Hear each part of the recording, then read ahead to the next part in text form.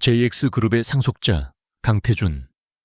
그는 모든 것을 가졌지만 심장은 얼음처럼 차가웠다.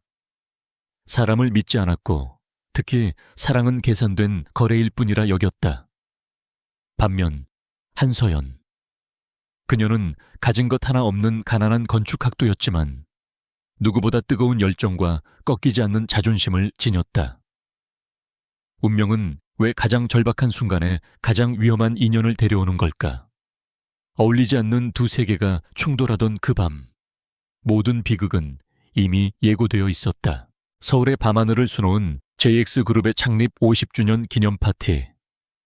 대한민국을 움직이는 정재계 인사들이 모두 모인 화려한 연회장이었지만 강태준의 눈에는 지루한 가면무도회에 불과했다.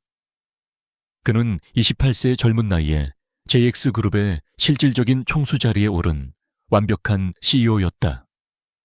날카로운 턱선과 감정을 읽을 수 없는 깊은 눈동자는 그에게 얼음 왕자라는 별명을 안겨주었다.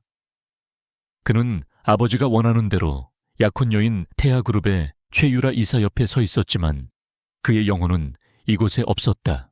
그때였다. 샴페인 잔을 든 한 남자가 비틀거리며 VIP 구역의 커튼 뒤에서 일하는 파트타임 서버 한서연에게 부딪혔다. 와인이 그녀의 흰 유니폼 블라우스 위로 쏟아졌다. 아, 죄송합니다. 서연이 다급히 고개를 숙였다. 하지만 남자는 취기 어린 눈으로 그녀를 위아래로 훑어보며 불쾌한 미소를 지었다. 죄송하면 이걸로 닦아줄 건가? 응? 그가 노골적으로 그녀의 손목을 잡아챘다. 서연의 얼굴이 창백하게 굳었다. 그녀는 오늘 이 파트타임 아르바이트 급여가 절실했다. 동생의 병원비와 밀린 월세를 내야 했다. 하지만 그녀는 모욕을 참을 인내심까지 팔지는 않았다. 손 놓으세요. 그녀의 목소리는 작았지만 단호했다. 남자가 코웃음을 치며 그녀를 더욱 끌어당기려 할 때 모든 소리를 잠재우는 차가운 목소리가 끼어들었다. 여기서 뭐 하는 겁니까, 김 이사? 강태준이었다. 김 이사는 술이 확 깨는 듯 태준을 보고 당황했다. 강 대표님, 그게 아니라 이 아가씨가 실수를 해서. 태준은 김 이사를 쳐다보지도 않았다. 그의 시선은 자신 앞에서도 조금도 주눅들지 않고 오히려 분노와 수치심으로 타오르는 서연의 눈동자에 고정되어 있었다. 그는 이런 눈빛을 처음 봤다. 굴복하지 않는 살아있는 눈빛. 시끄럽군요. 당장 나가서 술 깨시죠. 태준의 한마디에 김 이사는 쩔쩔매며 사라졌다. 태준은 서연을 바라보며 말했다. 유니폼, 엉망이군. 그의 목소리에는 어떤 동정심도 없었다. 지배인에게 말해서 처리하지.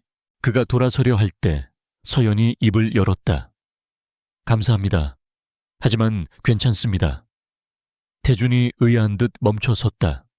그녀는 젖은 냅킨으로 옷을 닦아내며 말을 이었다.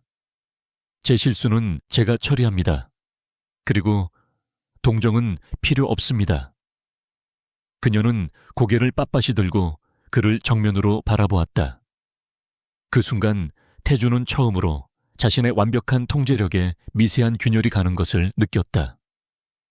그는 그녀의 이름표에 적힌 한서연이라는 세 글자를 무심코 읽었다.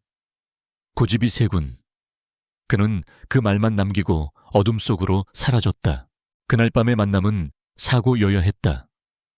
하지만 태준은 자꾸만 그녀의 그 강렬한 눈빛이 떠올랐다. 그는 비서를 시켜 그녀에 대해 알아보았다. 명문대 건축학과 수석, 하지만 어려운 가정 형편으로 휴학과 복학을 반복하며 수많은 아르바이트로 생계를 꾸려가고 있었다. 그는 호기심이 생겼다. 아니, 어쩌면 자신의 얼어붙은 세계에 뛰어든 작은 불씨에 대한 위험한 끌림이었을지도 모른다. 며칠 뒤 태준은 서연이 일하는 또 다른 아르바이트 장소인 작은 카페에 나타났다. 최고급 슈트를 입은 그가 낡은 동네 카페에 들어서자 모든 시선이 집중됐다. 서연은 그를 보고 놀라 트레이를 떨어뜨릴 뻔했다. 왜 여기에? 태주는 태연하게 아메리카노를 주문했다. 커피 마시러 안 되나? 그는 매일같이 그곳을 찾았다. 처음에는 경계하던 서연도 묵묵히 창밖을 바라보며 자신의 스케치북을 훔쳐보는 그에게 조금씩 마음을 열기 시작했다. 그녀는 그에게 자신의 꿈을 이야기했다. 사람의 마음을 위로하는 따뜻한 공간을 짓고 싶다고. 태주는 그녀의 스케치북에 담긴 천재적인 디자인들에 놀랐다. 그녀의 디자인은 JX그룹이 추구하는 혁신 그 자체였다. 하지만 그는 그 사실을 말하지 않았다. 그는 처음으로 강태준이라는 이름이 아닌 그저 한 남자로 그녀 곁에 머물고 싶었다. 그들은 신분을 잊고 빗속을 함께 걷고 한강의 야경을 보며 미래를 속삭였다. 태주는 난생 처음으로 사랑이라는 감정을 느꼈다. 서연은 그의 차가운 가면 뒤에 숨겨진 외로움과 상처를 보았다. 그들의 비밀스러운 사랑은 불꽃처럼 뜨거웠다. 태주는 그녀에게 한강이 내려다 보이는 작은 오피스텔을 얻어주려 했다. 하지만 서연은 거절했다. 난 태준 씨의 돈이 필요한 게 아니에요. 당신 마음이면 돼요. 그녀의 순수함은 태준이 과거에 겪었던 배신, 그의 첫사랑은 그의 돈을 보고 접근했다가 가족에게 발각되자 거액의 위자료를 받고 떠났었다. 의 상처를 치유해주는 듯 했다. 그는 그녀라면 자신의 모든 것을 걸 수 있다고 믿기 시작했다. 하지만 그들의 행복은 짧았다. 이 모든 것을 지켜보는 또 다른 눈이 있었다. 바로 태준의 약혼녀 최유라였다. 그녀는 태준의 미묘한 변화를 눈치챘고 사람을 붙여 그들의 관계를 알아냈다. 감히 JX그룹의 안주인 자리를 넘보는 가난한 아르바이트생의 존재는 그녀의 자존심을 짓밟았다. 그녀는 태준이 가장 경멸하는 것이 무엇인지 정확히 알고 있었다. 배신, 그리고 돈에 대한 탐욕. 최유라는 서연에게 은밀히 접근했다. JX그룹의 법무팀 변호사와 함께였다. 그녀는 서연의 동생이 희귀병을 앓고 있으며 당장 거액의 수술비가 필요하다는 사실을 알아냈다. 한서연 씨, 똑똑한 줄 알았는데 순진하네. 유라는 다리를 꼬고 앉아 서연의 낡은 옥탑방을 경멸 어린 시선으로 훑어봤다. 태준 씨가 정말 널 사랑한다고 생각해? 그냥 불쌍해서 갖고 노는 장난감일 뿐이야. 서연은 입술을 깨물었다. 당신이 상관할 바 아니에요. 유라는 비웃으며 서류 한 장을 내밀었다. 동생 목숨값이야. 5억. 이거 받고 당장 태준 씨 앞에서 사라져. 네가 평생 만져보지도 못할 돈이잖아. 서연의 손이 분노로 떨렸다. 필요 없어요. 당장 나가요. 그녀가 서류를 찢어버리려 할 때 유라가 결정타를 날렸다. 아, 이미 늦었나. 네 동생 지금 당장 수술하지 않으면 평생 불구가 될 수도 있다던데. 이 돈이면 미국에서 최고로. 서연은 무너졌다. 가족은 그녀의 유일한 약점이었다. 그녀가 망설이며 떨리는 손으로 서류를 바라보는 그 찰나 유라는 몰래 준비한 카메라로 그 모습을 촬영했다. 그리고 그녀는 서연에게 5억이 든 통장을 억지로 안겼다. 현명한 선택이네. 가난한 주제에 자존심은. 유라는 만족스러운 미소를 지으며 돌아갔다. 서연은 그 자리에 주저앉아 통장을 끌어안고 오열했다. 그녀는 이 돈을 받을 수 없었지만 동생을 포기할 수도 없었다. 바로 그날 저녁 태주는 최유라로부터 사진 몇 장과 녹음 파일을 받았다. 사진 속에는 서연이 5억이 찍힌 통장을 들고 망연자실해하는 모습이 담겨 있었다. 그리고 녹음 파일에는 5억. 이거 받고 당장 태준 씨 앞에서 사라져. 라는 유라의 목소리 뒤에 서연의 침묵과 흐느낌만이 교묘하게 편집되어 있었다. 마치 그녀가 돈을 요구하고 받아낸 것처럼. 태준의 세상이 무너지는 것 같았다. 그가 유일하게 믿었던 순수함마저 거짓이었다. 그는 폭풍처럼 서연의 옥탑방으로 차를 몰았다. 서연은 그를 보고 놀랐지만 동시에 동생의 일로 절망에 빠져 있었다. 태준 씨, 나 할 말이... 그녀가 말을 꺼내기도 전에 태준이 차갑게 그녀의 말을 끊었다. 얼마면 되겠어? 얼마가 더 필요해? 서연은 그가 무슨 말을 하는지 이해할 수 없었다. 네? 무슨... 태준은 경멸이 가득한 눈으로 그녀를 바라보며 수표 한 장을 꺼내 그녀의 얼굴에 던졌다. 이거면 돼? 아니면 10억? 네가 원하는 게 이런 거였어? 수표가 바닥에 떨어졌다. 서연의 얼굴에서 핏기가 가셨다. 태준 씨, 지금 무슨 말을 하는 거예요? 그녀의 목소리가 떨렸다. 연기 그만해. 역겨우니까. 그는 최유라가 준 사진을 그녀 앞에 뿌렸다. 내 약혼녀한테 돈까지 뜯어내. 가난한 건 참아도 더러운 건 못 참겠군. 그 순간 서연은 모든 것을 깨달았다. 이것은 함정이었다. 그녀는 필사적으로 해명하려 했다. 아니에요. 오해야. 난 돈을 받지 않았어. 이건 유라 씨가 억지로... 하지만 태주는 들으려 하지 않았다. 그의 마음은 이미 과거의 배신감으로 얼어붙어 있었다. 가난한 그녀를 버린 CEO. 그게 내가 원하는 기사 제목인가? 네가 원하는 게 고작 이런 거였어? 서연은 절망했다. 그가 자신을 믿어주지 않는다는 사실이 돈보다 모욕보다 더 아팠다. 그녀는 눈물을 삼키며 바닥에 떨어진 수표를 주워들었다. 그리고 태준의 뺨을 힘껏 내리쳤다. 그래, 나 돈 때문에 당신 만났어. 이 돈이면 내 동생 살릴 수 있으니까. 그녀는 스스로에게 상처를 내며 그에게 가장 잔인한 말을 뱉었다. 이제 만족해? 당신 같은 사람 사랑한 적 없어. 태준의 눈동자가 고통으로 흔들렸지만 이내 더욱 차갑게 식었다. 그는 마지막 남은 미련마저 베어내듯 돌아섰다. 다신 내 눈앞에 나타나지 마. 문이 닫히는 소리와 함께 서연은 그 자리에 무너져 내렸다. 그녀는 옥탑방의 차가운 바닥에 엎드려 목 놓아 울었다. 그렇게 그는 그녀를 버렸다. 그리고 그녀는 그의 모든 것을 안고 사라졌다. 몇 주 후 태준은 일에 미친 듯이 몰두하며 JX그룹을 이끌었다. 그는 서연을 잊으려 했지만 가슴 한구석이 도련해진 듯한 고통은 사라지지 않았다.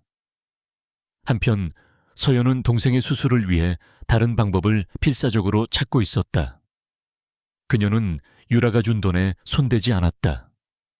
그러던 어느 날 그녀는 극심한 현기증과 구역질을 느끼고 작은 동네 병원을 찾았다. 의사의 무심한 한마디가 그녀의 남은 세상을 완전히 뒤흔들었다. 축하합니다. 임신 8주 차네요. 그녀의 손이 무의식적으로 아직 평평한 아랫배로 향했다. 그 차가운 밤 그녀를 버린 남자의 아이가 그녀의 안에 숨쉬고 있었다. 그녀는 그의 아이를 품고 있었다. 5년 후 파리 루브르 박물관 앞 유리 피라미드 광장. 세계적인 건축가에게 주어지는 프리츠커상보다 더 혁신적이라는 골든 아크 어워드 시상식이 열리고 있었다.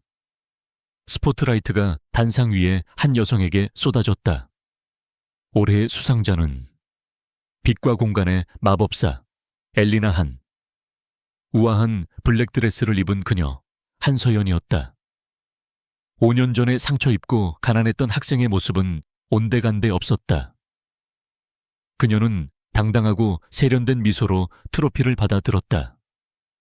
그녀는 이제 유럽 건축계에서 가장 주목받는 신성이자 자신의 스튜디오 공간을 이끄는 대표 엘리나 한이었다. 제 디젠의 영감은 언제나 삶 그 자체입니다. 가장 절망적인 순간에도 우리를 다시 숨쉬게 하는 그 강인한 생명력이죠. 그녀의 수상 소감은 담담했지만 깊은 울림이 있었다. 그 생명력은 바로 그녀 자신 그리고 그녀의 아들 강민준이었다. 시상식이 끝나고 쏟아지는 축하 인사 속에서 그녀는 조용히 휴대폰을 확인했다. 화면에는 5살배기 남자아이의 해맑은 영상통화가 떠 있었다. 엄마, 1등 했어? 최고! 앙증맞은 목소리에 서연의 얼굴에 비로소 따뜻한 미소가 번졌다. 응, 우리 민준이 덕분이야. 이제 엄마 금방 갈게. 그날 밤 파리의 아파트. 서연은 잠든 민준의 곁에 조용히 누웠다. 5년 전 임신 사실을 알게 된 그녀는 모든 것을 버리고 떠났다. 최유라가 준 돈은 손도 대지 않고 돌려보냈다. 대신 그녀는 자신의 천재적인 디자인 포트폴리오 하나만 들고 무작정 프랑스 유학 공모전에 지원했다. 기적처럼 전액 장학생으로 선발된 그녀는 낯선 땅에서 홀로 아들을 낳았다. 만삭의 몸으로 밤새워 설계를 하고 젖먹이 아들을 안고 도서관에서 공부했다. 그 지옥 같은 시간을 버티게 해준 것은 오직 하나, 민준이었다. 민준은 그녀의 전부였다. 아이는 자랄수록 강태준을 놀라울 정도로 닮아가고 있었다. 아빠를 본 적 없는 아이가 태준의 버릇이었던 생각에 잠길 때 미간을 살짝 찌푸리는 모습까지 똑같았다. 서연은 그 모습을 볼 때마다 가슴 한구석이 시려왔지만 단 한 번도 아들의 존재를 후회한 적 없었다. 그녀는 민준에게 아빠에 대해선 아주 멀리 있는 별이 되었다고만 말했다. 그녀는 자신의 능력으로 당당하게 아들을 키웠고 엘리나 한이라는 이름 뒤에 한서연의 과거와 아이 아빠의 비밀을 철저히 묻었다. 같은 시각 서울 JX그룹 본사 70층의 CEO 집무실. 강태준은 도시의 야경을 등진 채 냉막한 표정으로 서 있었다. 5년 동안 그는 JX그룹을 대한민국 재계서열 5위권으로 끌어올린 입지전적인 인물이 되었다. 그의 별명은 이제 얼음 왕자가 아닌 불도저였다. 그는 목표를 위해서라면 피도 눈물도 없는 M&A와 구조조정을 감행했다. 바로 오늘도 적대적 인수에 성공한 기업의 임원들을 일괄 해고시키고 오는 길이었다. 그의 주변에는 그를 두려워하는 자들과 그에게 아부하는 자들뿐이었다. 최유라와의 약혼 관계는 5년째 이어지고 있었다. JX와 태아, 두 그룹의 결합을 위한 정략적인 관계일 뿐 그들 사이엔 어떤 온기도 없었다. 최유라는 강태준의 여자라는 타이틀에 만족했고 태준은 그녀의 야심을 이용해 그룹의 외연을 확장했다. 그는 완벽한 성공을 이뤘지만 매일 밤 지독한 공허감에 시달렸다. 그의 펜트하우스는 최고급 가구들로 채워져 있었지만 사람의 온기라고는 없었다. 그는 책상 서랍 깊숙한 곳에서 낡은 스케치북 한 권을 꺼냈다. 5년 전 그녀의 옥탑방에서 그가 모욕감에 휩싸여 집어들고 나왔던 한서연의 스케치북이었다. 그는 그것을 버리지 못했다. 그 안에는 사람을 향한 따뜻한 시선과 혁신적인 아이디어들이 반짝이고 있었다. 그는 이 스케치북을 보며 JX그룹의 새로운 랜드마크 프로젝트인 엘리시안 타워의 영감을 얻었다. 하지만 그는 애써 그 사실을 외면했다. 그는 자신을 배신한 여자에 대한 집착일 뿐이라고 치부했다. 대표님, 비서의 호출에 태준은 스케치북을 서둘러 집어넣었다. 엘리시안 타워 프로젝트 건입니다. 디자인 총괄을 맡은 헤이워드 스튜디오 측에서 심각한 구조적 결함을 발견했다고 합니다. 공사를 전면 중단해야 할 수도 태준의 미간이 흉포하게 구겨졌다. 당장 회의 소집해. 엘리시안 타워는 그의 모든 것을 건 역작이었다. 실패는 용납될 수 없었다. 한편 파리의 서연은 한 통의 이메일을 받고 있었다. 서울에서 온 프로젝트 제안서였다. JX그룹의 엘리시안 타워 프로젝트가 좌초될 위기에 처했으며 이 난관을 해결해줄 유일한 구원투수로 엘리나 한을 초빙하고 싶다는 내용이었다. 제안 금액은 천문학적이었다. JX그룹, 강태준, 서연의 손이 차갑게 식어갔다. 그녀는 5년간 단 한 번도 한국 땅을 밟지 않았다. 그가 있는 곳으로 돌아갈 생각은 추호도 없었다. 하지만 바로 그때 그녀의 눈에 들어온 타워의 조감도 그것은 5년 전 그녀가 태준에게 설렘을 안고 설명했던 바로 그 디자인, 그녀의 스케치북에 있던 미완성 설계도와 놀랍도록 닮아 있었다. 누군가 그녀의 꿈을 훔쳐다 흉하게 망가뜨려 놓은 듯했다. 분노가 치밀었다. 그리고 이어지는 메일 내용. 헤이워드 스튜디오는 그녀의 대학 시절 디자인을 표절했다는 의혹을 받고 있었다. JX그룹은 이 사실을 모르고 있었다. 서연은 결심했다. 이것은 도망칠 일이 아니었다. 자신의 디자인을 되찾고 자신의 능력을 증명해야 했다. 그리고 무엇보다 그녀는 더 이상 5년 전에 가난하고 힘없는 한서연이 아니었다. 그녀는 아들을 지켜야 하는 강인한 엄마, 엘리나 한이었다. 그녀는 답신을 보냈다. 가겠습니다. 단, 조건이 있습니다. 프로젝트의 모든 정원은 저에게 위임하십시오. 며칠 후 인천국제공항. 선글라스를 낀 엘리나 한이 당당한 걸음으로 입국장을 걸어 나왔다. 그녀의 한 손에는 작은 캐리어가, 다른 한 손에는 그녀의 세상을 전부 담은 듯한 작은 손. 강민준의 손이 꼭 쥐어져 있었다. 엄마, 여기가 엄마가 태어난 곳이야. 민준이 호기심 어린 눈으로 물었다. 서연은 아들을 바라보며 희미하게 미소 지었다. 그래.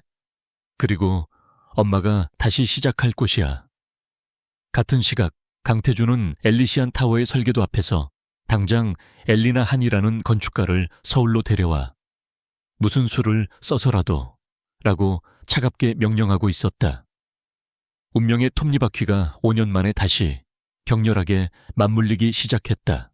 JX그룹의 엘리시안 타워 프로젝트는 거대한 폭풍의 눈 한가운데에 서 있었다.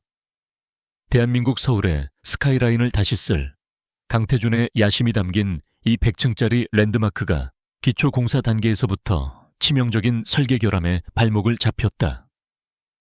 국내 최고의 헤이워드 스튜디오가 맡은 디자인은 외형은 화려했으나 초고층 빌딩이 견뎌야 할 하중과 풍압을 계산하는 핵심 구조 역학을 무시한 속 빈 강정이었다. JX그룹 이사회는 패닉에 빠졌다. 이 프로젝트가 무너지면 JX그룹 전체가 휘청일 터였다. 그래서 대안이 뭡니까?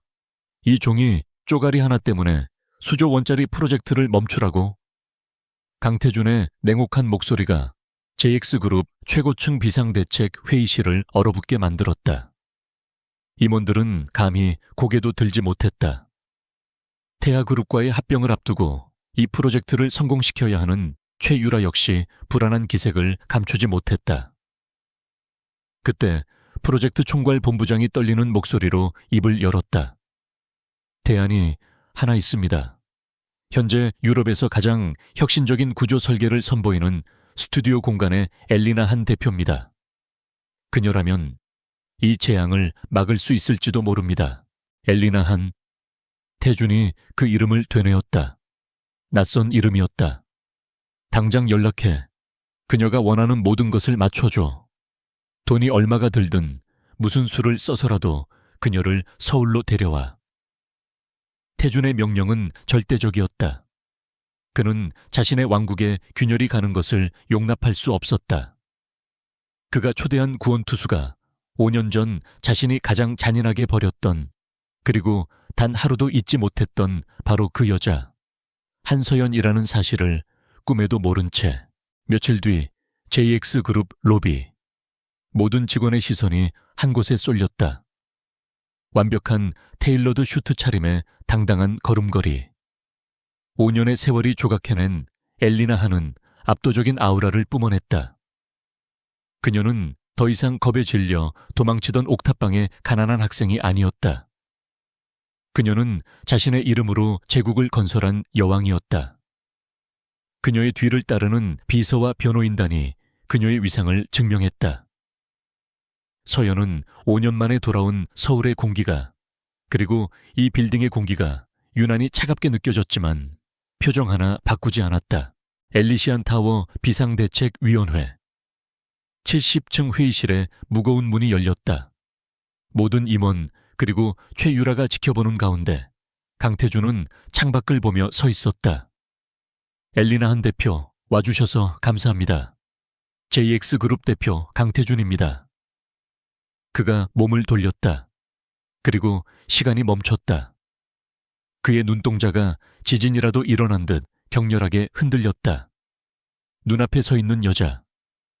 5년 전 그가 경멸을 담아 수표를 던졌던, 꿈속에서도 그를 괴롭혔던 바로 그 얼굴. 서연.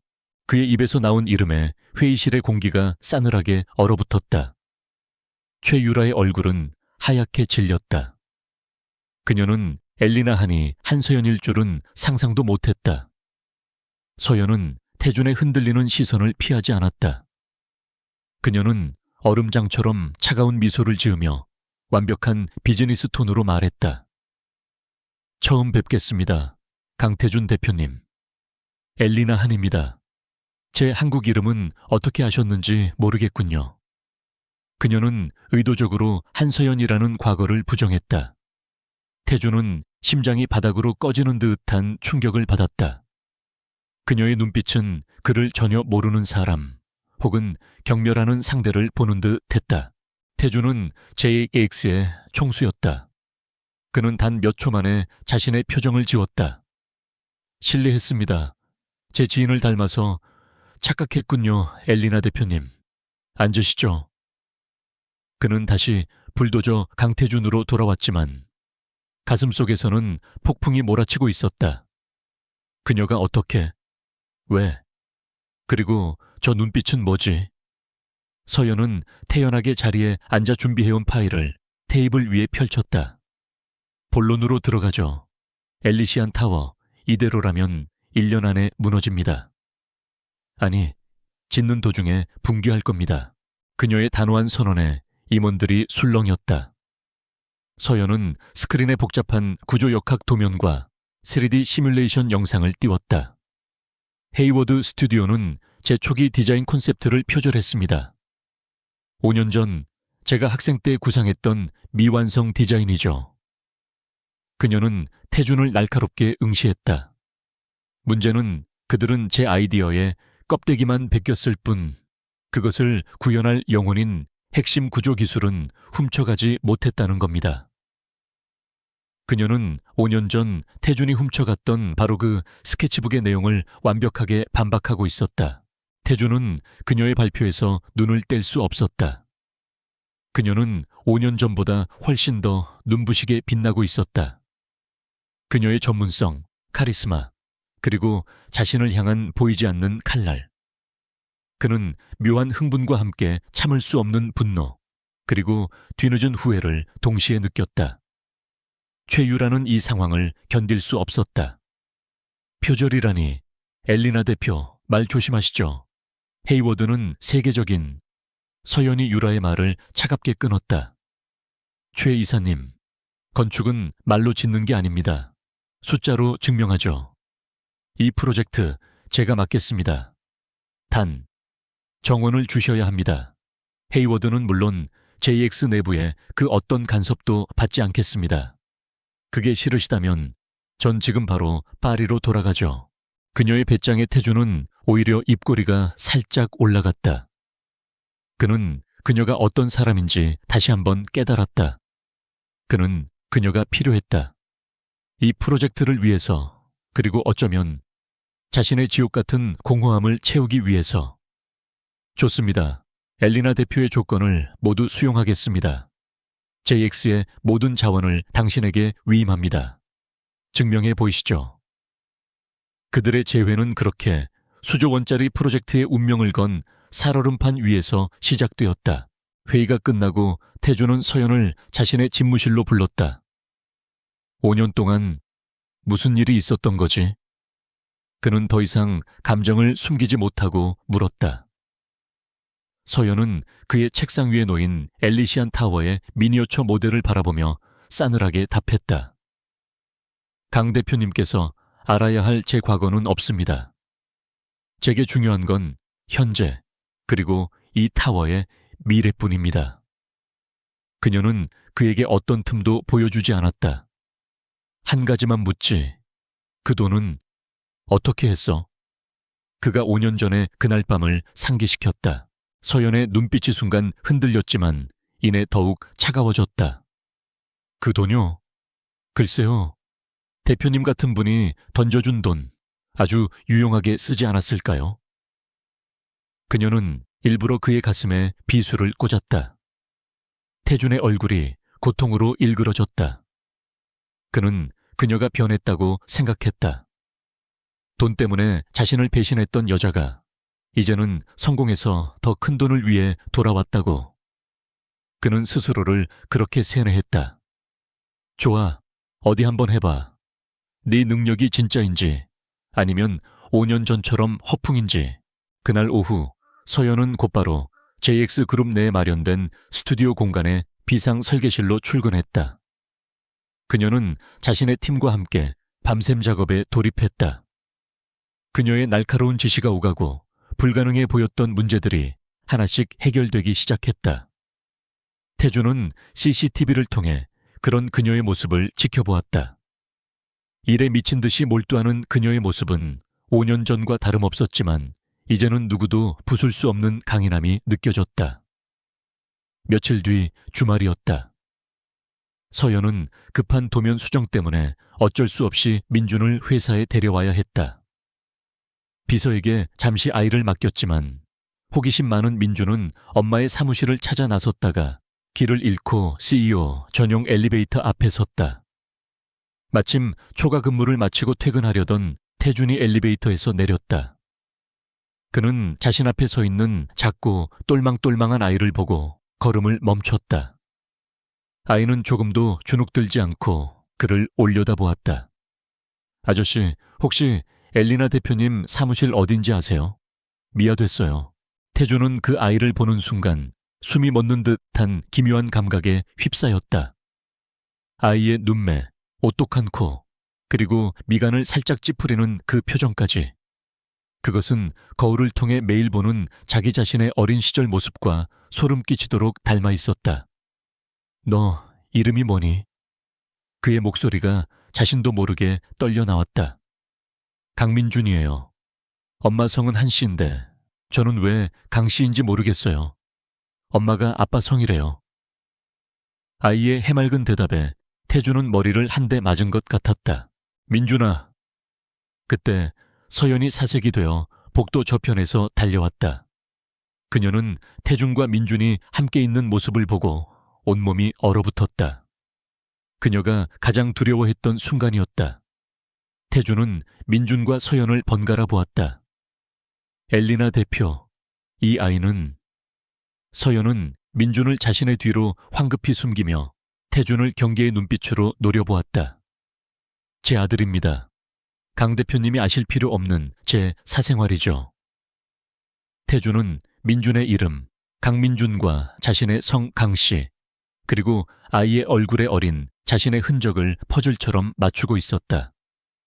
혼란스러운 의심이 그의 머릿속을 강타했다. 설마, 아니, 그럴 리가. 강태준은 얼어붙은 채 복도를 가로질러 아들의 손을 잡고 황급히 사라지는 한서연의 뒷모습을 바라보았다. 강민준, 그 이름이 그의 뇌리에서 떠나지 않았다. 자신과 같은 성씨. 그리고 방금 전 눈이 마주쳤던 그 아이의 얼굴. 그것은 5년 전 그가 존재조차 몰랐던 자신의 어린 시절 사진을 보는 듯한 기묘하고도 강력한 데자뷰였다. 그는 자신의 집무실로 돌아와 비틀거리며 의자에 주저앉았다. 설마 5년. 그가 그녀를 버린 지 정확히 5년하고도 몇 개월이 지났다. 시간은 아귀가 들어맞았다.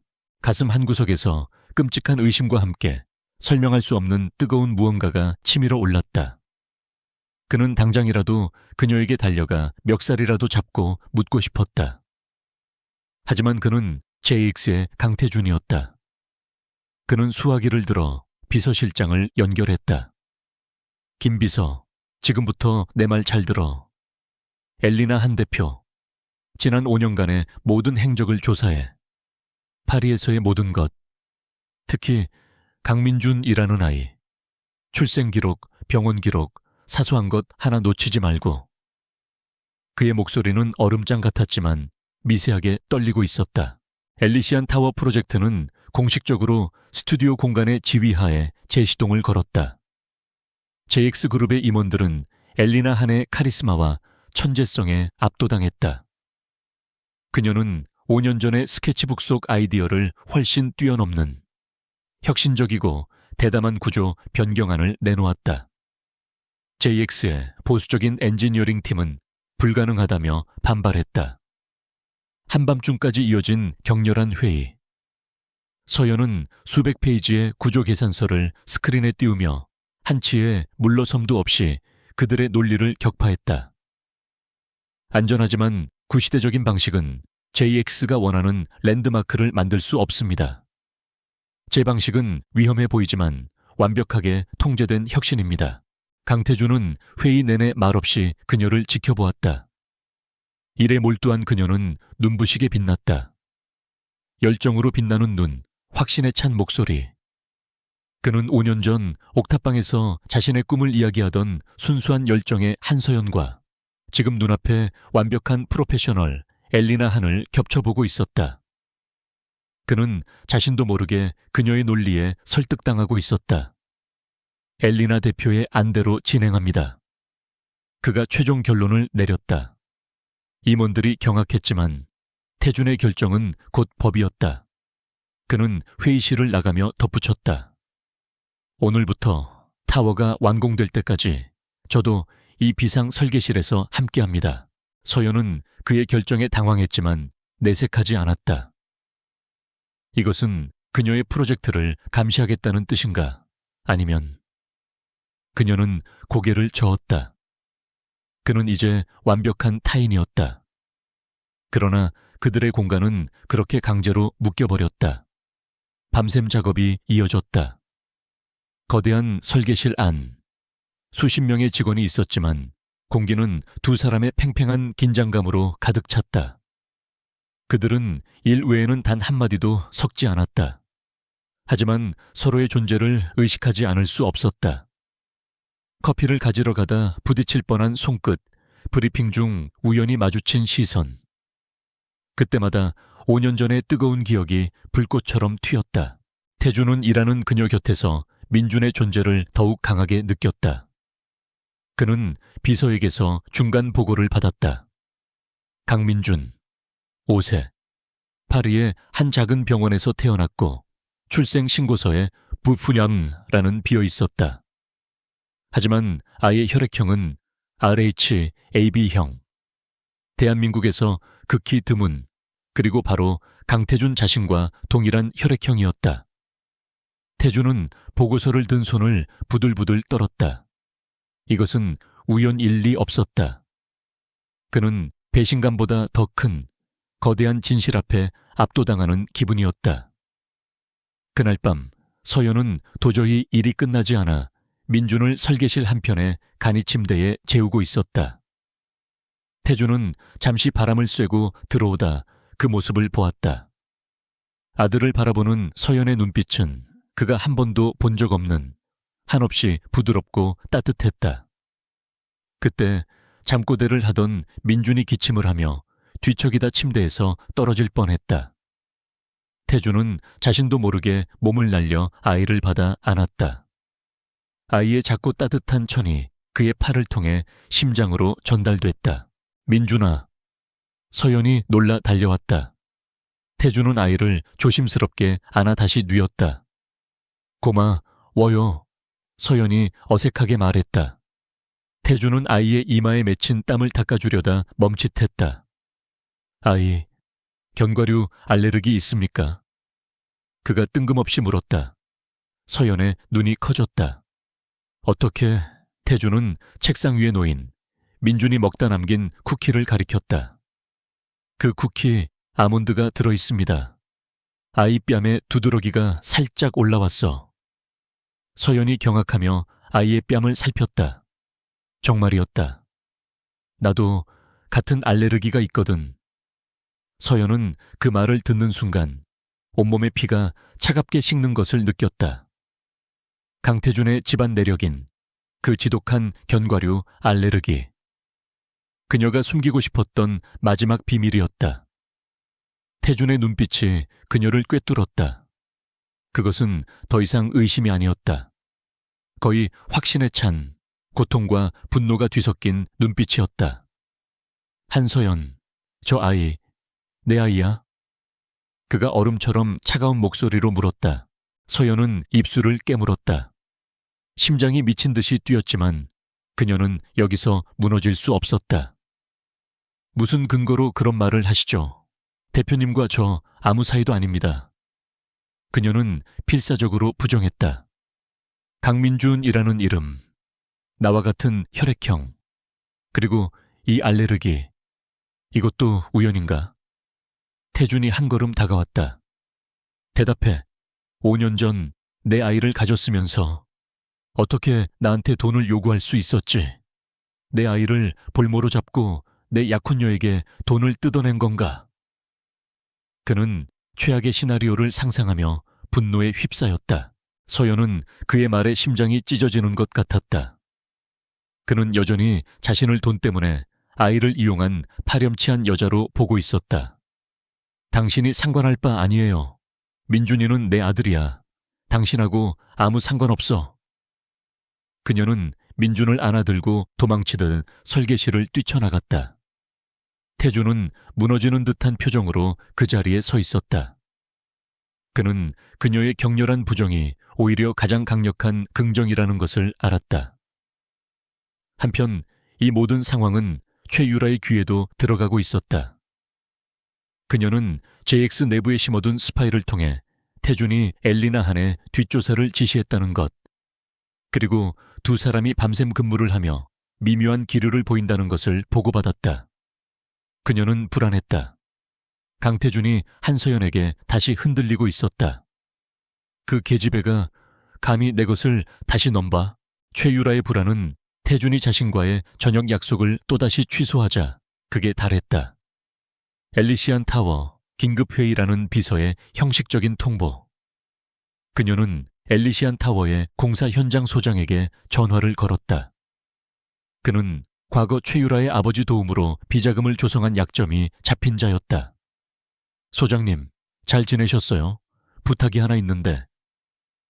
그녀의 목소리는 뱀처럼 교활했다. 엘리시안 타워, 요즘 안전관리가 좀 허술한 것 같던데. 특히 엘리나 한 대표가 자주 들르는 20층 구역 말이에요. 그녀는 전화기 너머로 들려오는 소장의 긴장한 목소리를 들으며 차갑게 웃었다. 그냥 작은 사고면 돼요. 너무 크지도 작지도 않게. JX의 후계자를 임신한 줄도 모르고 설치는 가난한 여자에게. 경고 정도는 해줘야 공평하잖아요. 그녀는 태준이 진실을 알기 전에 한서연이 스스로 공포에 질려 도망치게 만들 생각이었다. 그녀는 5년 전처럼 한서연이 쉽게 부서질 것이라 확신했다. 그러나 그녀는 몰랐다. 5년 전의 한서연은 혼자였지만 지금의 그녀는 목숨보다 소중한 아들을 지켜야 하는 어머니라는 것을. 엘리시안 타워 공사 현장. 거대한 타워 크레인이 굉음을 내며 움직이고 수백 명의 인부가 24시간 내내 철골 구조물을 쌓아 올리는 전쟁터였다. 한서연은 이곳이 자신의 꿈이 실현되는 곳이자 동시에 가장 위험한 전장임을 직감하고 있었다. 그녀가 도입한 디아그리드 구조는 JX의 엔지니어들이 구현해 본 적 없는 최신 공법이었다. 그녀는 도면만으로 현장을 지휘할 수 없었다. 매일 아침 그녀는 안전모를 쓰고 직접 20층, 30층을 오르며 철골의 이음새와 용접 상태를 확인했다. 그날 아침 서연은 유치원 현장 학습이 취소된 민준을 어쩔 수 없이 현장 사무소에 데려와야 했다. 민준아, 여기서 딱 30분만. 엄마가 제일 중요한 거 확인하고 올게. 비서 이모랑 그림 그리고 있어. 알았지? 그녀는 아들의 뺨에 뽀뽀하고 안전모를 고쳤었다. 민주는 고개를 끄덕였지만 창밖으로 보이는 거대한 기계들에 온통 마음을 빼앗긴 상태였다. 서연은 최유라의 사주를 받은 박 소장이 20층 구역에서 그녀를 기다리고 있다는 사실을 알지 못했다. 박 소장은 서연이 엘리베이터에 타는 것을 보고 무정의를 입에 댔다. 목표 20층 진입, A구역, 준비해. 그는 최유라의 지시가 작은 사고였지만 자신의 비자금 약점을 아는 그녀에게 밉보이지 않기 위해 확실한 경고를 준비했다. 그는 20층 A구역 상부에 임시 고정된 HBM 자재 더미에 안전핀 하나를 미리 제거해 두었다. 서연이 그 아래를 지날 때 약한 진동만 줘도 쏟아져 내리게 될 터였다. 그는 그것이 살인 미수가 될 수도 있다는 것을 애써 외면했다. 서연은 20층 A구역에 도착해 도면과 실제 구조물을 꼼꼼히 대조하기 시작했다. 여긴 계산값보다 오차가 큰데. 박 소장님, 이 부분 재시공해야. 그녀가 박 소장을 부르며 고개를 든 순간 박 소장은 일부러 지게차로 근처 기둥을 실수로 쳤다. 쿵 하는 둔탁한 소리와 함께 건물이 미세하게 울렸다. 바로 그 순간 현장 사무소에서 몰래 빠져나온 민준이 20층으로 올라오는 비상계단에서 엄마를 불렀다. 엄마, 나도 볼래.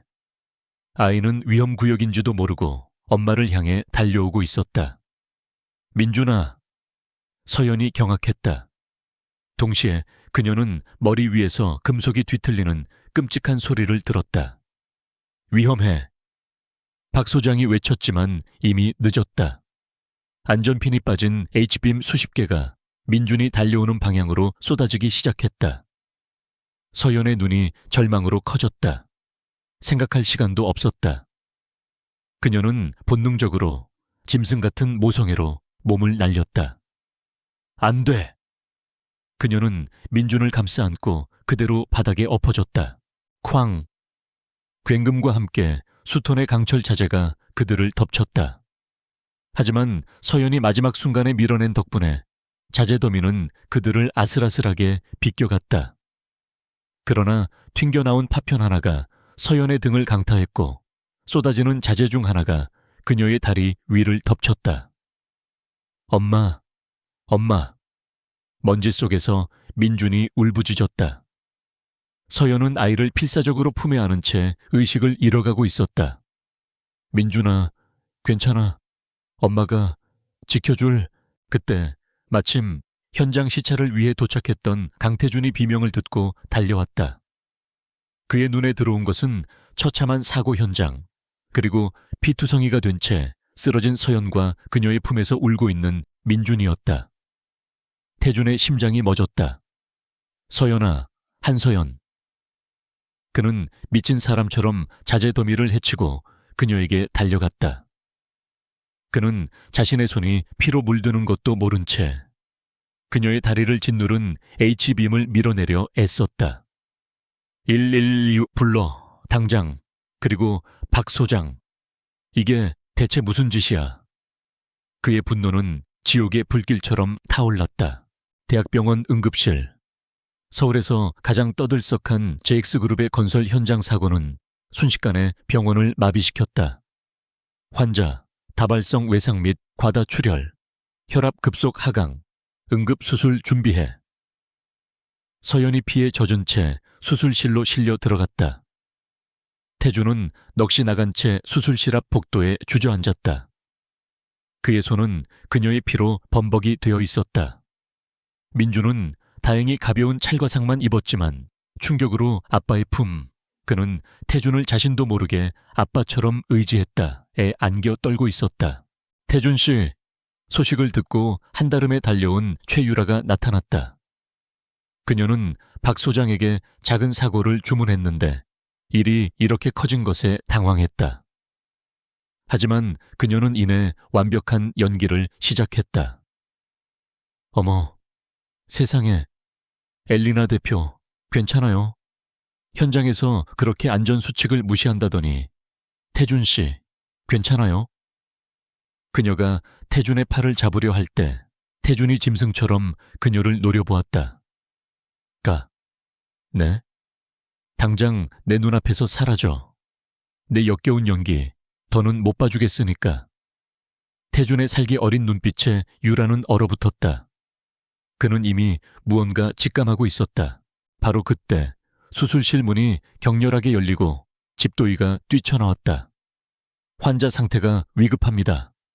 혈액이 부족해요. RH-AB형입니다.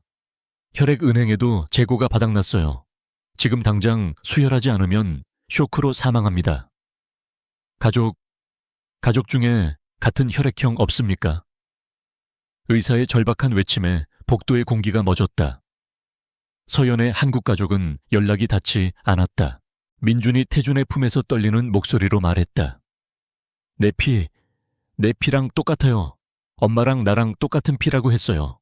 내 피 뽑아주세요, 의사 아저씨. 아이의 외침에 의사가 절망적인 표정을 지었다. 안 돼, 넌 너무 어려서. 그 순간 강태준이 자리에서 일어섰다. 그는 멍하니 의사를 바라보다가 자신의 팔을 움켜쥐었다. 5년 전 그녀가 자신을 배신했다고 믿었던 그날 밤. 혈액형, 견과류 알레르기, 그리고 민준의 얼굴. 모든 퍼즐 조각이 그의 심장을 꿰뚫으며 맞춰졌다. 내가... 태준의 목소리가 갈라져 나왔다. 그는 의사의 멱살을 잡을 듯 다가갔다. 내가 RH-AB형이요. 내 피를 뽑아. 필요한 만큼 다 가져가. 제발 저 여자 좀 살려내. 의사와 간호사들, 그리고 최유라의 눈이 경악으로 물들었다. 태준은 망설일 틈도 없이 이동 침대에 팔을 걷어붙이고 누웠다. 굵은 바늘이 그의 팔뚝을 뚫고 들어왔고 그의 생명을 담은 붉은 피가 서연에게로 흘러 들어가기 시작했다. 그는 수술실 문 너머의 붉은 등을 바라보며 자신의 몸에서 피가 빠져나가는 것을 느끼며 5년의 시간을 거슬러 올라갔다. 그가 그녀에게 던졌던 모욕적인 말들. 역겨워. 얼마면 돼. 다신 내 눈앞에 나타나지 마. 그녀는 그 모든 모욕을 견디며 그의 아이를 자신의 뱃속에 품고 있었던 것이다. 그녀는 돈 때문에 그를 만난 게 아니었다. 그녀는 혼자서 이 모든 고통을 감내하고 그의 아들을 낳아 이렇게 훌륭하게 키워냈다. 그리고 그는 방금 전까지도 그녀를 의심하고 모욕했다. 태준의 입에서 고통스러운 신음이 터져 나왔다. 피가 빠져나가며 현기증이 몰려왔지만 그보다 더한 죄책감과 후회가 그의 영혼을 잠식했다. 그는 자신을 배신한 것이 그녀가 아니라 바로 자기 자신이었음을 깨달았다. 그는 자신의 편협함과 오만함으로 유일하게 자신을 사랑해준 여자를, 그리고 자신의 아이를 지옥으로 내몰았다. 서연아, 한서연, 미안해. 내가 잘못했어. 그는 차가운 수술실 복도에서 자신의 피가 그녀에게 전해지는 것을 느끼며 처음으로 소리내어 울부짖었다. 강태준의 피가 한서연의 몸속으로 흘러 들어가는 동안 그는 지옥의 가장 밑바닥을 경험했다. 그것은 단순한 수혈이 아니었다. 5년 전 그가 오만과 편견으로 내뱉었던 잔인한 말들이 그녀의 생명과 맞바꾸어지는 고통스러운 속죄의 의식이었다. 수술실의 붉은 등이 꺼지고 의사가 지친 얼굴로 나왔다. 기적입니다. 환자분, 고비는 넘겼습니다. 태준은 다리에 힘이 풀려 그 자리에 주저앉았다. 그의 피가 그녀를 살렸다. 그가 버렸던 그 여자를 그의 피가 다시 살려냈다. 다음 날 JX그룹 VVIP 병실. 서연은 희미하게 의식을 되찾았다. 낯선 천장, 그리고 코를 찌르는 소독약 냄새. 그녀가 눈을 돌리자 꼬박 밤을 새워 헬쑥해진 강태준이 그녀의 침대 곁을 지키고 있었다. 그리고 그 옆 작은 간이 침대에서는 민준이 새근새근 잠들어 있었다. 민준아, 그녀의 잠긴 목소리에 태준이 화들짝 놀라 일어섰다. 서연아, 괜찮아? 의사 불러. 민준이, 괜찮아? 그녀는 자신보다 아들의 안위를 먼저 물었다. 괜찮아. 하나도 다치지 않았어. 당신이 다 막아냈어. 태준의 목소리가 죄책감으로 떨렸다. 그는 그녀의 손을 잡고 싶었지만 피 묻은 손으로 그녀를 버렸던 기억이 떠올라 감히 그럴 수 없었다. 왜 당신이 여기? 서연이 경계 어린 눈빛으로 물었다. 태준은 고개를 숙였다. 피가 모자랐어. 당신 RH, AB 형이더군. 서연의 눈이 커졌다. 그래서 내 피를 수혈했어. 태준이 고개를 들었다. 그의 눈은 5년 만에 처음으로 어떤 가면도 쓰지 않은 채 고통과 후회로 가득 차 있었다. 미안해, 내가 다 잘못했어. 5년 전에 당신을 믿었어야 했어.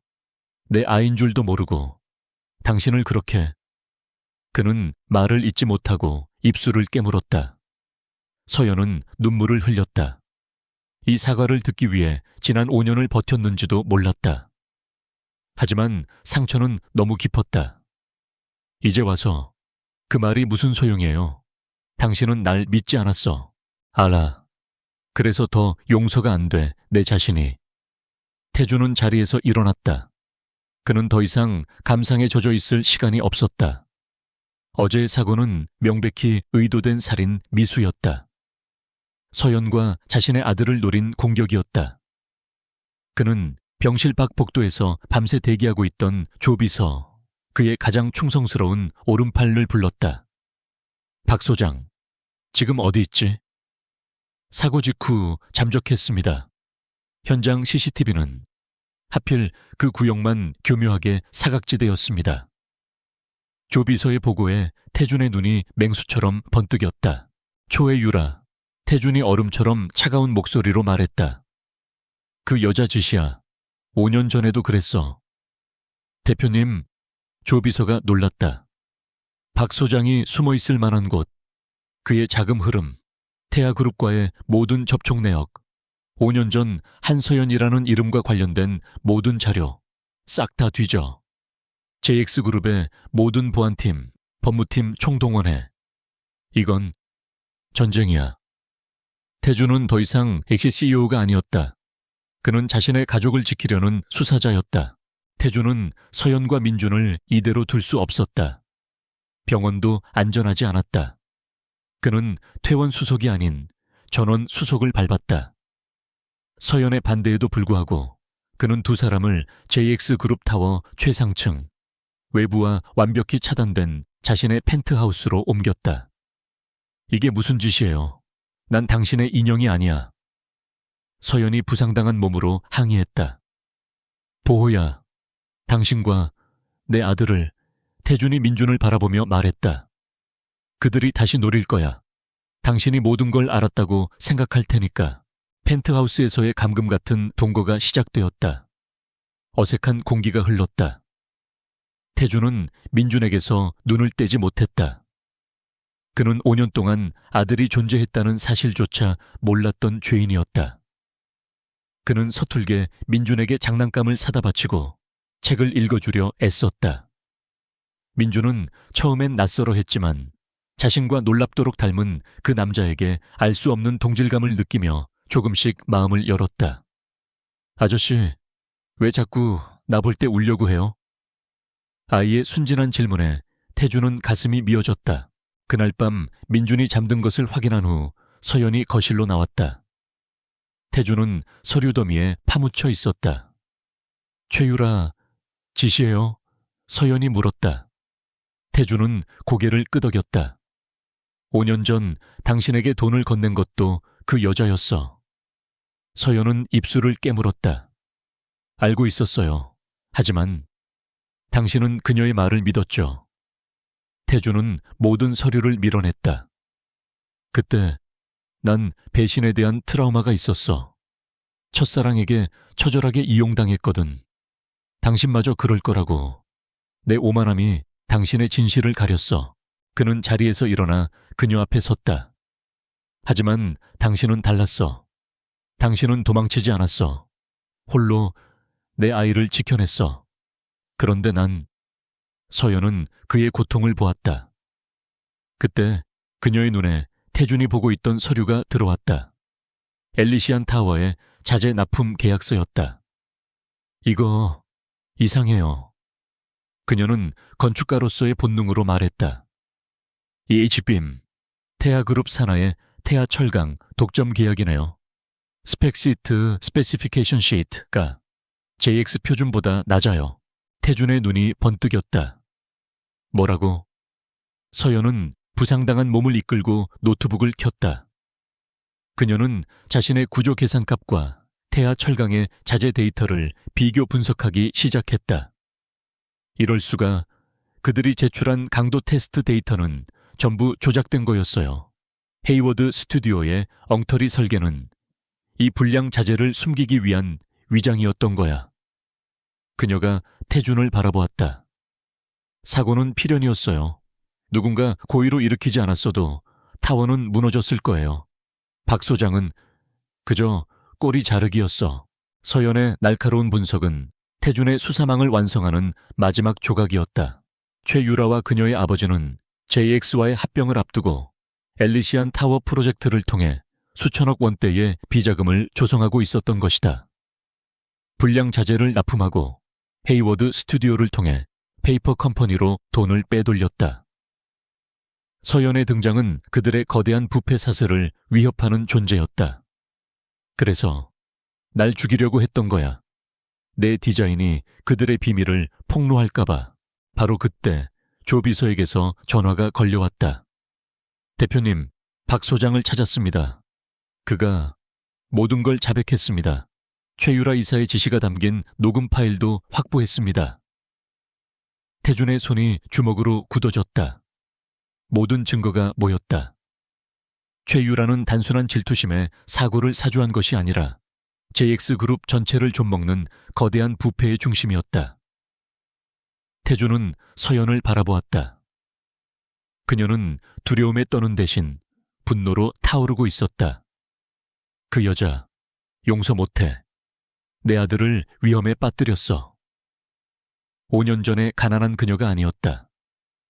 그녀는 자신의 아이를 지키기 위해 무엇이든 할 수 있는 강인한 어머니이자 자신의 정의를 실현할 줄 아는 유능한 건축가였다. 태준은 그녀에게서 다시 한번 반했다. JX그룹 임시주주총회가 3일 뒤에 열려. 태준이 말했다. 최유라 측에서 이번 합병안을 강행 처리하기 위해 소집한 거야. 서연이 그의 눈을 마주 보았다. 그럼 그곳에서 모든 것을 터뜨려야죠. 그들이 가장 높은 곳에 올랐다고 생각하는 순간에 그들의 발밑을 무너뜨려야 해요. 태준은 그녀의 손을 조심스럽게 잡았다. 5년 만에 처음으로 맞잡은 손이었다. 당신 말이 맞아. 이번엔 나 혼자가 아니야. 그는 그녀의 이마에 입을 맞췄다. 우리 아들을 위해서, 그리고 우리가 잃어버린 5년을 되찾기 위해서 같이 싸우자. JX그룹 임시주주총회장. 대한민국 경제의 심장부라 불리는 JX타워 최상층 컨벤션 홀에는 수백 명의 주주와 이사진, 그리고 합병 소식을 취재하러 온 언론의 카메라 플래시가 쉴 새 없이 터지고 있었다. 공기는 시와 태하, 두 거대 그룹의 역사적인 합병안 표결을 앞두고 팽팽하게 당겨진 활시위처럼 긴장감이 감돌았다. 단상 중앙에는 강태준의 아버지 강 회장, 그리고 그의 곁에는 승자의 여유를 만끽하는 태아그룹의 최 회장과 그의 딸 최유라가 나란히 앉아 있었다. 최유라는 오늘을 자신의 대관식이라 여겼다. JX의 안주인이자 통합그룹의 실권자. 강태준이 한서연을 펜트하우스에 숨긴 것을 알았지만 감히 이 거대한 역사의 흐름 앞에서 개인적인 감정 따위로 회방 놓을 배짱은 없으리라 확신했다. 그럼 지금부터 JX그룹과 태아그룹의 합병안에 대한 최종 표결을. 강 회장이 엄숙하게 의사봉을 들려던 바로 그 순간이었다. 잠깐 육중한 회의장 뒷문이 열리고 강태준의 냉철한 목소리가 장내를 갈랐다. 모든 시선이 그에게로 쏠렸다. 그는 완벽한 슈트 차림이었지만 그에게서는 평소에 차가운 비즈니스맨이 아닌 모든 것을 건전사의 비장함이 흘러나왔다. 그리고 그의 옆, 조비서가 미는 휠체어에 앉아있는 사람은 다리에 깁스를 한 채 단호한 표정을 짓고 있는 한서연이었다. 최유라의 얼굴에 떠있던 미소가 뱀이 허물을 벗듯 사라지고 경악과 분노가 그 자리를 대신했다. 강태준 대표, 지금 뭐 하는 짓인가? 저 여자가 여긴 왜? 강 회장이 녹이 어린 목소리로 호통쳤다. 태준은 아랑곳하지 않고 서연의 휠체어를 직접 밀며 단상을 향해 천천히 걸어갔다. 수백 개의 카메라가 그들의 모든 움직임을 쫓았다. 합병안을 논의하기 전에 이 자리에 계신 주주 여러분께 JX그룹의 존폐가 걸린 더 시급한 문제를 보고 드려야겠습니다. 바로 JX의 미래라 불리는 엘리시안 타워의 진실입니다. 엘리시안 타워. 주주들이 술렁이기 시작했다. 강태준은 단상 중앙에 멈춰 서서 마이크를 서연에게 넘겼다. 서연은 휠체어에 앉은 채였지만 그 어떤 CEO보다 당당한 목소리로 입을 열었다. 스튜디오 공간의 대표이자 엘리시안 타워의 총괄 설계자 엘리나 한입니다. 그녀의 목소리는 작았지만 홀 전체를 압도하는 힘이 있었다. 거대한 스크린에 복잡한 구조 데이터와 설계도가 떠올랐다. 여러분은 지금 JX그룹 역사상 가장 거대하고 가장 추악한 사기극의 증거를 보고 계십니다. 뭐라고? 최 회장이 자리에서 벌떡 일어났다. 서연은 그를 무시한 채 스크린의 데이터를 가리켰다. 태아그룹 산하의 태아철강이 엘리시안 타워에 독점 납품한 H빔입니다. JX가 요구한 표준 강도에 70%도 미치지 못하는 중국산 불량 고철 덩어리였습니다. 홀은 충격으로 물을 끼얹은 듯 조용해졌다. 서연은 다음 자료를 띄웠다. 그것은 자금 흐름도였다. 이 불량 자재를 숨기기 위해 그들은 JX의 파트너인 헤이워드 스튜디오를 매수했습니다.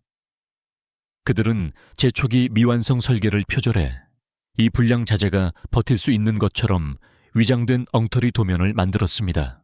그녀는 마지막으로 JX에서 헤이워드로 흘러들어간 수천억 원의 용역비가 어떻게 태아그룹이 소유한 스위스 계좌의 유령 회사로 흘러들어갔는지 그 흐름을 낱낱이 밝혔다. 이 타워는 처음부터 JX의 랜드마크가 아닌 태아그룹의 거대한 비자금 창고였을 뿐입니다. 만약 제 설계대로 시공했다면 불량 자재는 무게를 견디지 못했을 것이고 그들의 범죄가 드러났겠죠. 만약 그들의 설계대로 완공되었다면 서울 한복판에 언제 무너질지 모르는 100층짜리 시한폭탄을 세우는 것과 같았습니다. 교진말, 저 여자가 모든 걸 꾸며낸 거야. 마침내 이성을 잃은 최유라가 단상에서 뛰쳐나와 서연의 멱살이라도 잡을 듯이 소리쳤다. 감히 아엑스의 신성한 프로젝트를 망친 주제에 태준 씨, 당장 저 여자를 끌어내지 않고 뭐 해요? 그녀는 여전히 태준이 자신의 편이라 믿고 있었다. 최 회장 역시 저 여자는 공사 현장에서 안전부주의로 사고를 낸 범죄자요. 증거도 없이 JX의 가장 중요한 파트너를 모욕하다니 당장 사과하시오 라며 기세를 올렸다. 홀은 순식간에 아수라장이 되었다. 증거 말입니까? 강태준이 차갑게 웃었다. 여기 있습니다. 당신들이 그토록 원하던 증거.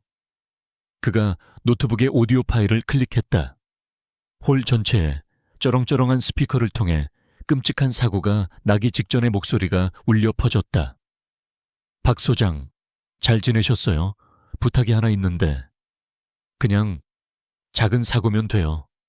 너무 크지도 작지도 않게. JX의 후계자를 임신한 줄도 모르고 설치는 가난한 여자에게 경고 정도는 해줘야 공평하잖아요. 최유라 자신의 목소리였다. 그녀의 얼굴에서 핏기가 완전히 사라졌다. 자신이 5년 전 한서연을 짓밟으며 뱉었던 가난한 여자라는 말을 스스로 자신의 범죄를 입증하는 증거로 남기고 말았다. 모든 것이 멈췄다. 주주들은 경악과 분노로 얼어붙었다. 저건 조작이야. 조작된 음성이야. 최유라의 쇠스치는 듯한 변명은 태준의 다음 말에 완전히 묻혔다. 조작이 아닙니다.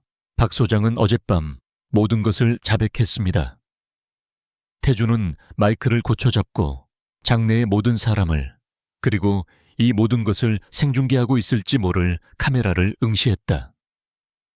여러분은 최유라 이사가 왜 저토록 한서연 대표를 죽이려 했는지 궁금하실 겁니다. 단순히 자신들의 비자금 비리가 탄로 날까 봐서였을까요? 태준은 휠체어에 앉은 서연의 곁으로 천천히 걸어갔다. 그는 수백 개의 눈이 지켜보는 앞에서 망설임 없이 그녀의 손을 잡았다. 최유라 이사가 말한 후계자를 임신한 여자가 바로 이 사람입니다. 홀이 무너질 듯한 충격에 휩싸였다. 5년 전 전체 오만함과 편견으로 이 사람을 버렸습니다. 가난하다는 이유로 저 여자의 진심을 돈으로 매도하고 짓밟았습니다. 하지만 그녀는 제 아이를, JX의 유일한 후계자인 제 아들 강민준을 홀로 낳아 이토록 훌륭하게 길러냈습니다. 태준의 눈에서 뜨거운 눈물이 흘러내렸다. 그는 얼음 왕자가 아니었다. 한 여자를 사랑하고 그 사랑을 지키지 못해 평생을 후회한 한 남자였다. 그는 서연을 바라보았다. 한서연 씨, 이 수백 명의 주주와 언론 앞에서 당신에게 용서를 빕니다. 5년간 당신과 내 아들이 겪었을 그 지옥 같은 고통을 제가 평생 짊어지고 살겠습니다.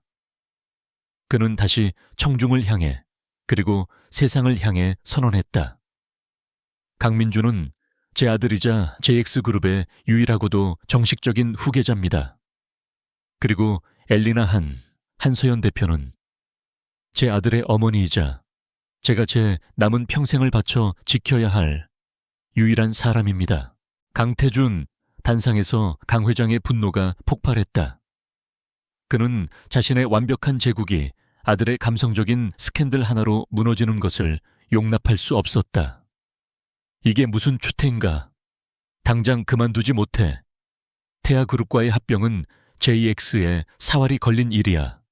저런 스캔들 따위에. 태준은 아버지를 정면으로 마주보았다. 그것은 5년, 아니 28년 만에 첫 번째 반항이었다. 아닙니다, 아버지. 그의 목소리는 낮았지만 그 어느 때보다 단호했다.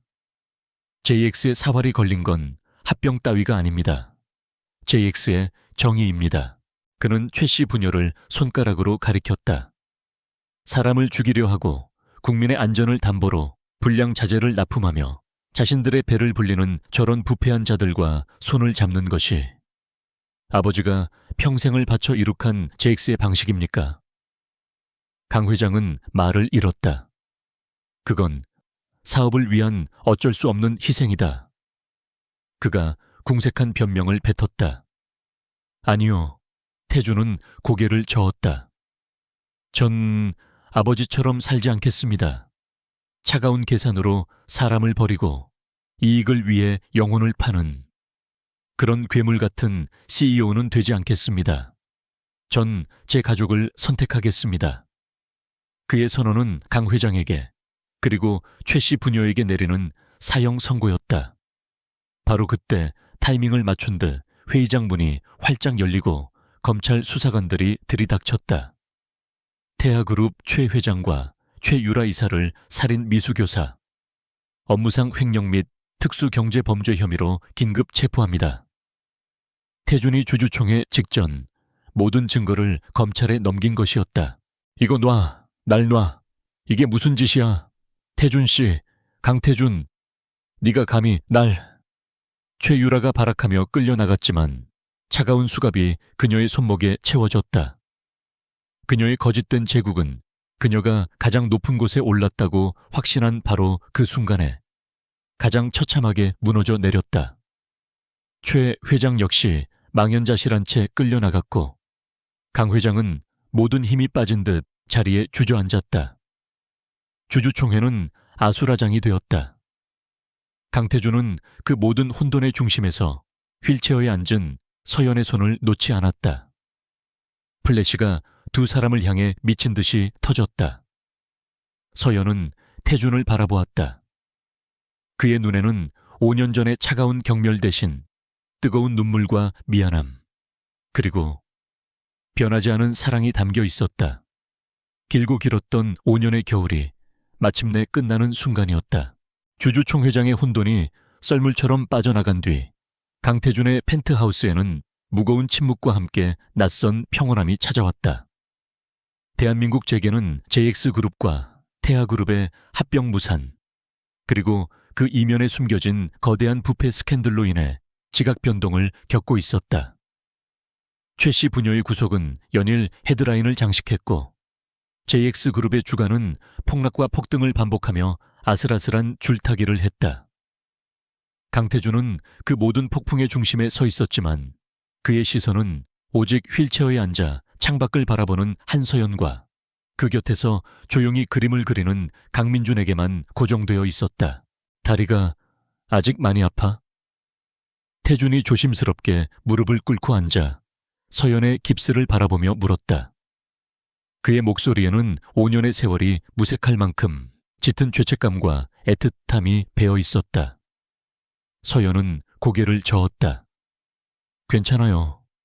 뼈가 붙으려면 시간이 필요할 뿐이죠. 그녀의 목소리는 담담했지만 그를 온전히 받아들일 준비는 아직 되어 있지 않았다. 그녀는 그를 용서했지만 상처는 여전히 그 자리에 남아 있었다. 민준아, 아빠랑 잠깐 산책 다녀올까? 태준이 이번에는 아들에게 시선을 돌렸다. 아빠라는 호칭이 아직은 그의 입에도 민준의 귀에도 어색했다. 민준이 고개를 들었다. 아이의 눈은 태준과 서연을 번갈아 보았다. 아빠요, 아저씨가 진짜 내 아빠예요. 아이의 순진한 질문은 두 사람의 가슴에 날카로운 파문을 일으켰다. 태준은 목이 메어 잠시 대답하지 못했다. 서연이 민준의 머리를 쓰다듬으며 부드럽게 말했다. 그래, 엄마가 미안해. 너무 늦게 말해줘서. 세상에서 민준이를 가장 사랑하는 또 한 사람이야. 태준은 그녀의 말에 감동해 눈시울이 붉어졌다. 그는 민준을 조심스럽게 안아들었다. 그래, 내가 네 아빠야. 아주 서툰 아빠. 그날 오후 태준은 처음으로 아들과 단둘이 시간을 보냈다. 그는 5년 동안 아들에게 해주지 못했던 모든 것을 해주고 싶었다. 장난감 가게를 통째로 사주고 싶었고 가장 높은 곳에서 아이스크림을 사주고 싶었다. 그는 민준을 데리고 JX타워가 아닌 남산으로 향했다. 평범한 아빠들처럼 아이스크림을 사 먹고 케이블카를 탔다. 아빠, 저기 봐. 우리 집보다 더 높아. 민준이 신이 나서 외쳤다. 태준은 아들을 목마 태우고 서울의 정영을 바라보며 웃었다. 그는 JX그룹의 총수가 된 이후, 아니 평생 처음으로 그렇게 순수하게 웃어보았다. 그는 자신이 5년 동안 무엇을 놓치고 살았는지 깨달았다. 같은 시각 서연은 펜트하우스에서 태준의 아버지 강 회장을 마주하고 있었다. 강 회장은 주주총회 이후 처음으로 그녀를 찾아왔다. 그는 여전히 위압적이었지만 그날의 충격으로 인해 깊은 피로감과 패배감이 서려 있었다. 태준이 놈, 자네 때문에 내 평생의 업적을 망쳐놨어. 그의 목소리에는 원망이 담겨 있었다. 서연은 휠체어에 앉은 채 당당히 그의 시선을 마주했다. 회장님, 태준 씨는 회장님의 업적을 망친 게 아닙니다. 썩은 부분을 도려내고 JX를, 회장님을 지킨 겁니다. 뭐라고? 강 회장이 헛웃음을 쳤다. 그놈이 날 지켜? 네. 서연은 단호했다. 만약 태아그룹의 비리가 언론이나 검찰에 의해 먼저 터졌다면 JX는 공범으로 낙인 찍혀 무너졌을 겁니다. 태준 씨는 지가 스스로 자정 능력이 있음을, 정의를 선택할 용기가 있음을 세상에 증명해 보인 겁니다. 그는 아버지의 명예를 지킨 아들입니다. 서연의 말은 강 회장의 가슴을 깊이 찔렀다. 그는 한 번도 아들을 그런 시각으로 본 적이 없었다.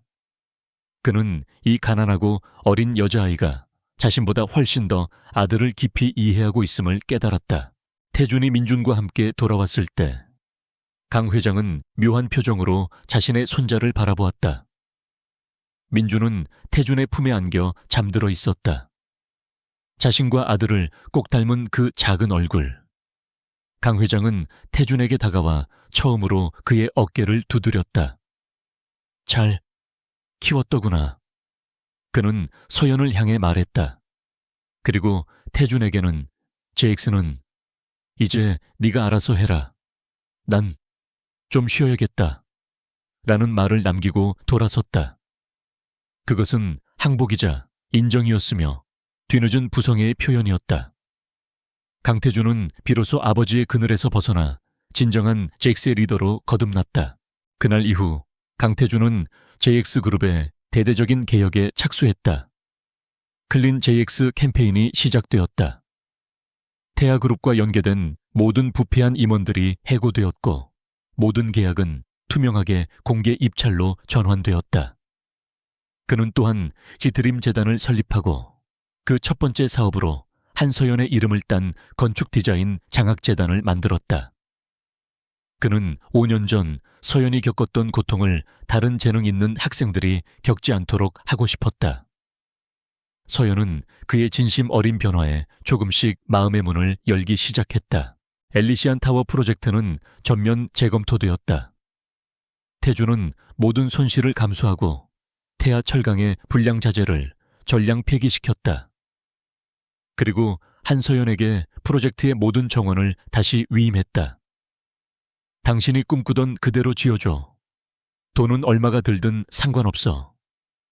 대한민국에서 가장 안전하고 가장 따뜻한 건물을 지어줘. 서연은 그의 신뢰에 미소로 화답했다. 그녀의 다리가 회복되자마자 그녀는 다시 안전모를 쓰고 현장으로 향했다.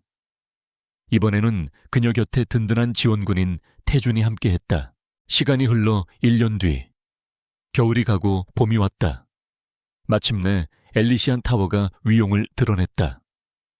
100층의 거대한 타워는 서연의 설계대로 빛을 받아 수천 개의 다이아몬드처럼 반짝이며 서울의 하늘을 압도했다. 그것은 단순한 건물이 아니었다.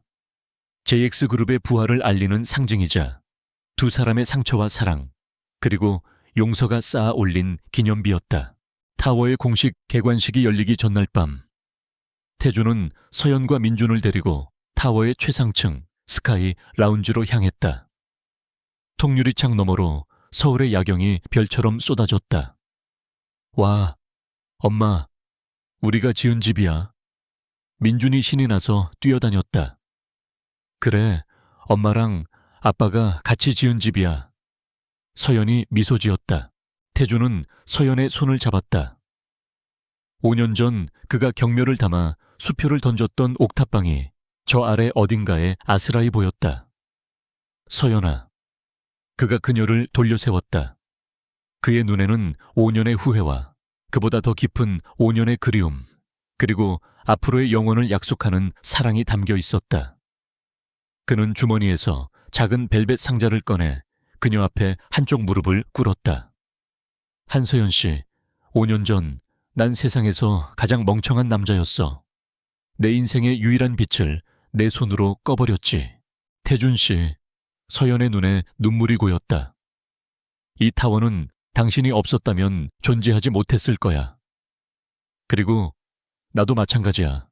당신이 없었다면 난 여전히 얼음 속에 갇힌 껍데기로 살고 있었을 거야.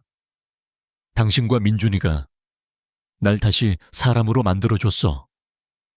그는 반지를 꺼내 들었다. 나에게 평생 당신과 민준이 곁에서 속죄하며 사랑할 기회를 주겠어. 5년 전 당신에게 주지 못했던 내 진심을 지금 받아줄래? 나와 결혼해줘, 서연아. 서연은 눈물을 흘리며 고개를 끄덕였다. 그녀가 손을 내밀자 태준은 떨리는 손으로 그녀의 네 번째 손가락에 반지를 끼워주었다. 그는 일어나 그녀를 품에 안고 격정적으로 입을 맞췄다.